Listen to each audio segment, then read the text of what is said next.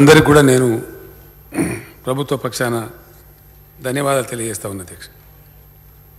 వారు చెప్పినటువంటి సూచనలు నేను చివరిలో ముగింపులో చెప్తాను. ఇక్కడ కొన్ని విషయాలు డెఫినెట్గా చర్చ జరగాల్సింది అని చెప్పి నేను భావిస్తున్నా అధ్యక్ష. దేశంలో ఒక విచిత్రమైనటువంటి పరిస్థితి అధ్యక్ష.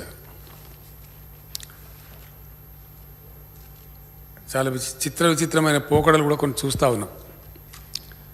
కొన్ని వింత వింత ధోరణులు కూడా అనేక సందర్భాల్లో వీఆర్ కమింగ్ అక్రాస్. అవి ఎట్లెందుకు జరుగుతున్నాయి ఏంది అని ఆలోచించాల్సిన అవసరం ప్రతి ఒక్కరి మీద ఉంటుంది అధ్యక్ష. ప్రక్రియలో, ప్రజాస్వామ్య ప్రక్రియలో, జాతి నిర్మాణ రంగంలో పనిచేసేటువంటి ప్రతి వాళ్ళు కూడా దాన్ని తీవ్రంగానే ఆలోచించాలి అని చెప్పి నేను ప్రార్థిస్తా ఉన్నా అధ్యక్ష. ఏదో ఆషామాషిగా తూకిత్తా మైకిత్తా పార్టీ ఈ పార్టీ అట్లాంటి ఆ పార్టీ ఇట్లాంటి కాకుండా దేశంలో చెలరేగుతున్నటువంటి ధోరణులు, ప్రజల ఆలోచనలు, నెరవేర్చబడకుండా మిగిలిపోయిన ప్రజల యొక్క ఆకాంక్షలు, ఆశలు, మధ్య మధ్యలో చెలరేగేటువంటి ప్రజల యొక్క ఆక్రోశాలు, వీటన్నిటి సమాహారంగా డెఫినెట్గా ప్రజా జీవితంలో ఉండేటువంటి వాళ్ళు దీర్ఘమైనటువంటి తీవ్రమైనటువంటి ఆలోచన, చర్చ జరపాల్సినటువంటి అవసరం ఉంటుంది అధ్యక్ష. అట్లాంటి చర్చలకు వేదికనే ఈ పవిత్రమైనటువంటి దేవాలయం లాంటి శాసనసభ అని నేను భావిస్తున్నాను అధ్యక్ష. శాసనసభలు, చట్టసభలు దురదృష్టవశాత్తు జబ్బలు చేసుకుంటూ మాట్లాడు, సబ్జెక్ట్స్ ఇచ్చిపెట్టి ఇంకేందో మాట్లాడు, రకరకాల పెడదూరంలు కూడా శాసనసభలలో కూడా ఈవెన్ పార్లమెంట్లో కూడా కనపడతా ఉన్నాయి అధ్యక్ష. అది బాధాకరం. 75 సంవత్సరాల స్వతంత్ర దేశంలో ఈరోజు కూడా ఎందుకు నేను ఆ మాట అంటున్నాను అధ్యక్ష, పెడధోరణులు, విచిత్రమైన ధోరణులు, పక్షపాత వైఖరులు ఎందుకు కనపడవలసి వస్తుంది ఈ దేశంలో? ఏం కారణం? తీవ్రంగా మనం ఆలోచన చేయాలి ఈ విషయంలో. అవి మిటిగేట్ కావాలి. తాత్కాలికంగా ఉన్నా డెఫినెట్గా తీవ్రంగా మనం ఆలోచన మిటిగేటెడ్ అధ్యక్ష. ఇక ఎప్పటి మాదిరిగానే ఇప్పుడు కూడా ఈసారి కూడా కేంద్రం పెట్టినటువంటి బడ్జెట్లో మనకు చాలా తీవ్రమైన అన్యాయం చేసింది. అది నేను చెప్పాల్సిన అవసరం లేదు. బడ్జెట్ చదివిన విజ్ఞులందరికీ తెలుసు. సింపుల్గా అధ్యక్ష, ఇక 96 కథలు చెప్పే బదులు దేశంలో 157 మెడికల్ కాలేజీలు ఇస్తే తెలంగాణ రాష్ట్రానికి ఒకటి రాదు. తీవ్రంగా మనం ఆలోచన ఏమనుకోవాలి అధ్యక్ష? అది ప్రజాస్వామ్యమా, ఫెడరల్ స్ఫూర్తి? ఎప్పటి మాదిరిగా నేనే ఫెడరలిజం అంటారా, కోఆపరేటివ్ ఫెడరలిజం అంటే ఇదే అనుకోవన్నా? ఇక ఇది దేనికి సంకేతం? ఇది ఒక తెలంగాణ కాదు, ఇట్లా ఎవరి ఏడలో జరిగినా కూడా కరెక్ట్ కాదు. ఏ ఒక్క విషయంలో జరిగినా కూడా కరెక్ట్ కాదు. కొన్ని బస్సులు రాకపోతే ఎట్లా బాధ ఉంటుంది? డైట్ ఛార్జీలు కట్టలేని పిల్లలకు కడుపు నిండా తినలేకపోతే ఏ బాధ ఉంటుంది? Definitely we welcome it. అవి ఉన్నట్టయితే తప్పకుండా దాన్ని సమీక్ష చేయవలసిందే, న్యాయం జరగాల్సిన సమస్య ఉంది కాబట్టి వారు చెప్పారు. వరదలు వచ్చినప్పుడు అనూహ్యంగా తాటి చెట్టు గొయ్యలు పడి, నేను అదే ఫైనాన్స్ మినిస్టర్ గారు కూడా పిలిచి మాట్లాడాను. మీరు ఏమైనా ఇచ్చిండ్రా? మనం జరిగినటువంటి వరద నివారణలో అక్కడక్కడ కొన్ని జరిగినాయి కదా, పర్టికులర్ గోదావరి ప్రాంతంలో ఇంకేం ఇవ్వలేదు, నివేదికలు రాలేదు, వస్తే డెఫినెట్గా ఇస్తామని వారు చెప్తా ఉన్నారు. ప్రొవిజన్ కూడా ఉంది, బడ్జెట్లో కూడా పెట్టుకున్నాం. ఎందుకు మాట్లాడతారు? బట్టి విక్రమార్క గారు కూడా మాట్లాడుకునే విషయాలు చెప్పారు. ఆ ముచ్చట ఎందుకు చెప్తారు? అక్కడే ఉంది కాబట్టి, అవసరం ఉంది కాబట్టి, ఆ నీడ్ ఫుల్ఫిల్ కావాలని సదుద్దేశంతో చెప్తారు. ప్రజల పక్షాన, ప్రజల గొంతుగా చెప్తారు. అట్లనే ఒక రాష్ట్రం కూడా ఇంత దారుణంగా, ఇంకా ఘోరమైందంటే అధ్యక్ష, జరగకూడనటువంటిది. I'm sorry. ఇంత విశాలమైన భారతదేశంలో ఇంత డెమోక్రసీ మెచ్యూర్ అయిన తర్వాత, 75 సంవత్సరాల ప్రజాస్వామ్యం పరిడవిల్లిన తర్వాత, సింపుల్ అధ్యక్ష, చాలా సింపుల్. మన ఫైనాన్స్ మినిస్టర్ కూడా చాలాసేపు మాట నేను టీవీలో చూసాను. ఒక ఆంధ్రప్రదేశ్ విభజన జరిగింది, లోకమందరికి తెలుసు. మనం రాష్ట్రం నుంచి విడిపోయాం. ఒక 495 కోట్ల రూపాయలు మనకు రావాల్సినవి వాళ్ళ ఖాతాలు వేసిండ్రు అధ్యక్ష. అవి మాకి ఇప్పింది ఆయన అడగబట్టి 7 ఏళ్ళు అవుతుంది. 7 ఏళ్ళ అధ్యక్ష.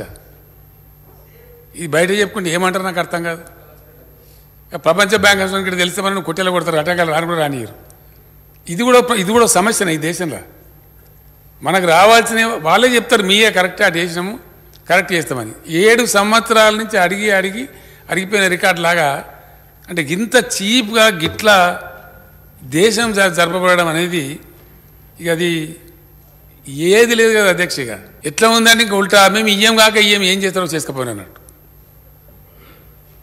ఎందుకంటే కిరణ్ కుమార్ రెడ్డి గారిని ఒక ముఖ్యమంత్రి ఉండే ఇదే సభలో నేను నిలబడి మాట్లాడిన ఆయన హరీష్ వీళ్ళంతా గడబడి చేసి ఆ రోజు మాకు తెలంగాణకు నిధులేవి మాకు అతి ఏది అని గడబడి చేస్తుంటే మీరు ఎక్కదక్క మాట్లాడితే ఒక పైస కూడా పెట్టపోయి ఏం చేస్తావో చేసుకోన్నారు. ఏం చేసుకుంటే ఇప్పుడు యాడికి వచ్చింది అధ్యక్ష? యాడికి వచ్చింది? ఏం చేస్తావో చేసుకుంటే ఒక ఆడికి వస్తుంది. అంటే అంత మితిమీరి ఎవరైనా సరే అట్లా అహంకారపూరితంగా ప్రస్తుతం ఏదో ఈ నిమిషానికి మా చేతిలో అధికారం ఉంది కదా, మేమే కర్తలం, మేమే దర్తలం, మేము ఏదైనా చేయగలుగుతాం అనేటువంటి పద్ధతి ప్రజాస్వామ్యానికి స్ఫూర్తి కాదు, ప్రజాస్వామ్యానికి మంచిది కాదు. దాన్ని ఎవరు కూడా మెచ్చుకోరు. అది ఎందుకు కూడా పనికిరాదు అధ్యక్ష. దురదృష్టం. ఈరోజు ఏంది అధ్యక్ష, మాటలు ఇక కోటలు దాటిపోయి పెద్ద గందరగోళం. ఉపన్యాసం వింటే మైకులు వలిపోయి 2 గంటలు 3 గంటలు పెద్ద భయంకరమైనటువంటి కథ. ఏందిరా కథ అని వెనకకి మరి చూస్తే మంచినీళ్ళు దిక్కులేవు, సాగునీళ్ళు దిక్కులేవు, కరెంటు దిక్కులేవు. అంతకంతే. ఇక కథ ఏంది? మంచినీళ్ళు ఎక్కడ దిక్కులేవు? ఢిల్లీ రాజధానిలో లేవు అధ్యక్ష. ఒక్కొక్క మాట ఆడిపోతానంటే ఓ ఇట్లా పోయి ఇప్పుడు పోయి ఆడిపోతా అన్నట్టు ఉంటుంది.